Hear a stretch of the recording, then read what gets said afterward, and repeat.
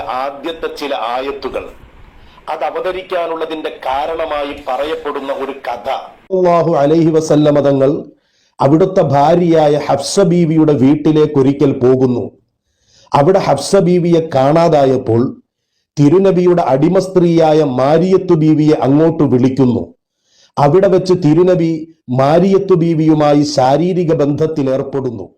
ഇത് കണ്ടുകൊണ്ട് ഹഫ്സ ബീവി വരുന്നു.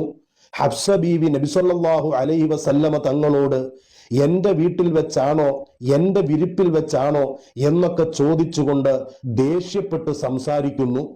ആ സമയത്ത് ഹഫ്സ ബീവിയെ സമാധാനപ്പെടുത്താൻ വേണ്ടി ഹഫ്സ ബീവിയുടെ തൃപ്തി ആഗ്രഹിച്ചുകൊണ്ട് അടിമ സ്ത്രീയാകുന്ന മാരിയത്തുമായി ഇനി ഒരിക്കലും ഞാൻ ബന്ധപ്പെടില്ല എന്ന് നബി സല്ലല്ലാഹു അലൈഹി വസല്ലമ തങ്ങൾ സത്യം ചെയ്തു പറയുന്നു.